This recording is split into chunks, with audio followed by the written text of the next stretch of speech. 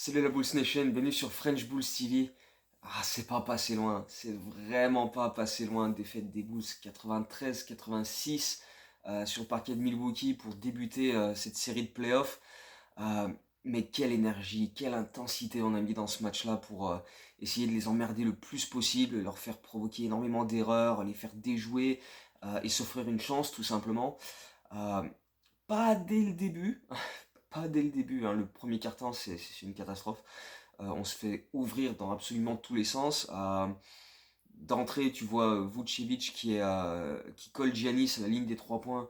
Et du coup, Brook Lopez à l'intérieur, il se retrouve face à des mecs beaucoup plus petits que lui et il profite de son avantage de taille pour mettre des layups. On prend beaucoup de paniers au cercle d'entrée, on prend des gros runs. 9-0 pour commencer. Derrière, voilà, les Bucks arrivent à s'imposer physiquement, les remplaçants aussi, avec Bobby Portis qui rentre, qui met plusieurs paniers. Pendant ce temps-là, nous, on brique absolument tout, que ce soit dans les corners ouverts, ça rentre pas, les lay-ups, ça rentre pas, les mid-range, ça rentre pas. On est catastrophique au shoot, avec beaucoup de shoots sur des 1 contre 1. Il n'y a pas vraiment d'action collective, la balle circule très peu. Les shoots ouverts sont assez rares et en plus les quelques-uns qu'on a on les met pas. C'est vraiment un début de match cata et là tu dis pff, ça va piquer si on s'ajuste pas, si on s'adapte pas. Tu regardes le score 34-17, 32-16, non c'était 32-16, 16 points d'écart. Il restait encore 1 minute 30 dans le premier quart-temps. Tu fais pff, ça va être long, ça va être très très long. Euh, Finalement, tu es à -13 après le premier quart-temps. Le deuxième quart, tu le débutes un peu dans le même style, parce qu'en plus, tu passes en small ball avec Derrick Jones Jr. en 5. Et malgré ce small ball, tu continues à faire des switches dans tous les sens. Et bah, les Bucks en profitent, hein. Giannis, il se retrouve face à Caruso. Bon, bah, il l'emplâtre, hein. Il lui met des poignées sur la tronche. Et même quand il loupe, il prend les rebonds offensifs et il les remet dans le cercle. Euh, Ça tourne vraiment, vraiment vinaigre. Et puis, vers le milieu du deuxième quart-temps, on commence un petit peu à trouver quelques ajustements déjà en défense, où on est beaucoup plus présent sur les rebonds, on gêne les drives des extérieurs adverses. Euh, on arrive bien voilà, à bloquer leur circulation de balles, à provoquer, à faire en sorte qu'ils forcent quelques shoots et on prend les rebonds.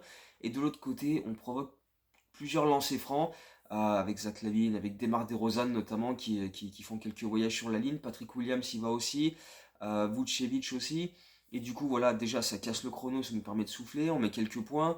Euh, Ça nous maintient plus ou moins dans le match. On revient à -5 à un moment, on sera à -8 à la pause. Voilà, en montant quand même un peu en intensité au fil des minutes dans le deuxième quart-temps. Donc voilà, une défense qui est un petit peu montée en puissance, une attaque qui trouvait un petit peu du rythme. Tu te dis, bon, si on arrive à maintenir ça, pourquoi pas, ça peut être pas mal. Tu débutes le troisième quart-temps, Donovan prend un temps mort après une possession, parce que voilà, on a mis un panier, derrière on a laissé Middleton partir tout seul, se faufiler au milieu de tout le monde, mettre un lay-up.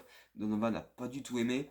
Et après ce temps mort, par contre, on a été beaucoup plus énergique, beaucoup plus agressif. Et voilà, on a repris notre base défensive, notre solidité défensive pour vraiment emmerder les Bucks. Patrick Williams a fait des bonnes séquences défensives sur Giannis qui a forcé pas mal de shoots.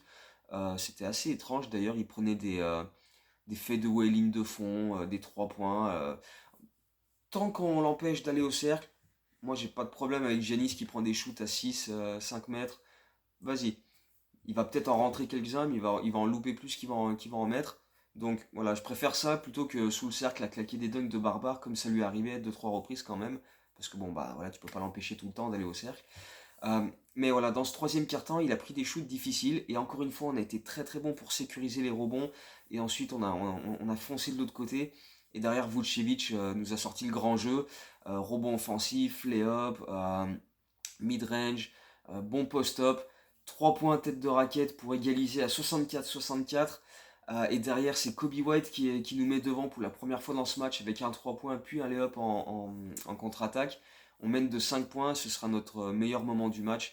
Mais vraiment, sur le troisième quart-temps, les efforts défensifs ont vraiment été très très appréciables pour vraiment court-circuiter au maximum le jeu des Bucks. Et voilà, on a su provoquer des fautes et des lancers. Derrière, ça nous a mis dans le rythme et voilà, on a trouvé notre adresse. Le problème, c'est que ça a pas duré. L'adresse, elle a été absolument catastrophique. On a shooté à 32% sur ce match-là, 19% à 3 points. Euh, au bout d'un moment, c'est compliqué. Et pourtant, dans le quatrième quart-temps, on est là encore. Euh, Zach LaVine fait sa cinquième faute assez tôt dans le quatrième quart-temps, mais on est toujours là parce que bah voilà, Giannis lui aussi fait sa cinquième faute avec Caruso qui provoque bien un passage en force. Caruso qui était énormissime dans ce quatrième quart-temps, qui était vraiment le leader défensif, qui a fait des choses extraordinaires pour, en termes de placement, voilà, provoquer les erreurs adverses, anticiper, couper les lignes de passe, voler des ballons. Euh, les Bucks ont perdu énormément de ballons dans la deuxième mi-temps en global, mais d'ailleurs sur tout le match, 21 balles perdues, ils en ont perdu au moins 13 ou 14 dans la deuxième mi-temps, et derrière ça nous a permis de foncer en transition, de mettre quelques paniers avec encore des lay-ups de Kobe White, des lay-ups de Zach LaVine. Euh, on est resté dans le match vraiment tout le long, on s'est offert des opportunités incroyables. Euh, on a maintenu les Bucks à 75 points pendant très longtemps et le score n'a pas bougé pendant 4 minutes. C'est ça qui est fou, c'est qu'on n'a pas su en profiter, ou eux n'ont pas su en profiter non plus. Euh, mais des deux côtés, c'était des briques dans tous les sens. Le score est resté à 75-74 pendant pratiquement 4 minutes parce qu'il n'y a plus personne capable de foutre un panier. Euh, on prenait des rebonds offensifs, Derrick Jones Jr., Vucevic, ça bataillait fort au rebond, ça ressortait la balle, et là on a loupé des 3 points ouverts dans tous les sens. Caruso, Kobe White, Vucevic, euh, Zach LaVine, on a loupé énormément de shoots ouverts sur les secondes chances, et ça forcément au bout d'un moment ça se paye. Euh, et c'est quand Giannis était sur le banc avec ses 5 fautes que finalement Jrue Holiday, puis Brook Lopez avec des N1, avec des robots offensifs, ont permis aux Bucks de reprendre une avance qui au final leur a permis de faire la différence. Voilà, on était à 3 points de retard dans la dernière minute, mais derrière Vucevic loupe un layup, il prend le rebond offensif, il loupe le layup encore. Derrière Zach LaVine prend un 3 points beaucoup trop précipité alors que tu pouvais très bien attaquer le cercle. Euh, et après, bah voilà, on fait faute, on les envoie au lancer, et puis bah, il les loupe pas, et du coup, voilà, tu perds de 7 points, un match où tu t'es vraiment donné des chances d'aller le gagner, euh, parce que tu leur as cassé les couilles tout le long. Enfin, pas tout le long, parce que voilà, le début du match était franchement pas beau. Euh, mais voilà, tu t'es vraiment donné une opportunité d'aller chercher ce match, et il y a quelques choix offensifs sur la fin qui ont été problématiques. Mais voilà, DeMar DeRozan qui a 6 sur 25 au shoot. Euh, le trio DeRozan, Vucevic, Lavine fait 21 sur 71. 21 sur 71 au shoot. Donc ils ont loupé 50 tirs à E3. C'est difficile de survivre quand c'est comme ça. Et pourtant, encore une fois, à une minute de la fin, on était capable d'aller chercher ce match-là. Donc, quelque part, tu te dis, ça a été dégueulasse en termes de stats, mais on n'était pas loin. Et donc tu te dis, il manque pas grand-chose. Et moi je pense que le pas grand-chose, c'est attaquer ce putain de cercle et provoquer des lancers. Parce que on a shooté que 19 lancers francs. Et la plupart c'est en première mi-temps. Je crois que dans la deuxième mi-temps, j'ai pas regardé les stats, hein, mais de mémoire, je crois qu'on a shooté 5 ou 6 lancers francs dans la deuxième mi-temps. Et c'est beaucoup trop peu. Javonte Green, 0 points, un seul tir. Va attaquer ce putain de cercle. Derrick Jones Jr., 0 points, un seul tir. Va attaquer ce foutu cercle, va provoquer des lancers. Patrick Williams, 2 lancers francs, 3 tirs dans le match, 5 points. Va attaquer ce putain de cercle, va provoquer des lancers. Caruso, aucun lancer. On a tenté que 19 lancers par 4 joueurs différents. C'est beaucoup trop peu en termes de nombre de lancers tentés et en termes de nombre de joueurs qui ont obtenu des lancers. Lavine, Vucevic, DeRozan et Patrick Williams qui en a shooté 2. Les autres, 0. Les gars, il faut absolument attaquer le cercle. C'est le meilleur moyen pour nous d'aller marquer des points. Là, 86 points, à 32% au shoot, ça va pas tenir comme ça longtemps. Les Bucks vont avoir une autre adresse sur les autres matchs. Nous aussi, hein, DeRozan ne va pas faire 6 sur 25 tout le long de la série, c'est clair et net. Mais voilà, les Bucks non plus. Donc il va falloir trouver des solutions pour voilà, assurer des points faciles et il faut aller provoquer des lancers. Il faut que voilà, d'autres gars se mettent à aller provoquer des lancers. Surtout quand tu vois que tu as une adresse aussi catastrophique à 3 points, oh, les mecs te laissent ouvert, feinte, je sais pas, va attaquer ce putain de cercle. Quoi. Il faut aller chercher des points au lancer franc. Bon, c'est pas compliqué, il faut aller au cercle. je pense qu'une des clés de la série pour au moins gagner un match, peut-être ce match 2 mercredi soir, euh, égaliser dans la série, revenir à Chicago à un partout, se donner un espoir, il faut qu'on ait plus de lancers francs et plus que 4 joueurs qui tentent ces lancers francs. Parce que sinon on va avoir beaucoup de mal à s'en sortir. On a fait des efforts extraordinaires, on a pris plus de 50 rebonds sur ce match-là. Alors forcément, quand les deux équipes balancent des briques dans tous les sens, c'est plus facile de prendre des rebonds. Mais on a été combatif, batailleur sur tout ça. Tristan Thompson a fait un bon taf. J'aurais aimé qu'il joue plus de minutes que. Je crois qu'il a joué 8 minutes, c'est beaucoup trop peu. Euh, Derrick Jones Jr., il n'a pas beaucoup joué plus, mais il a été actif au rebond. Et on a besoin de ça. Javonte Green, j'ai besoin qu'il soit plus actif que ça, qu'il attaque le cercle. Parce que sinon, ouais, on va pas s'en sortir. Donc là, on a vraiment besoin d'être plus agressif offensivement. On a fait les efforts défensivement. On a vraiment été capable de beaucoup, beaucoup gêner cette équipe des Bucks. Ce qui est une très, très bonne chose. C'est vraiment un positif à retenir et on peut espérer revoir la même chose, la même intensité, la même énergie sur la suite de la série.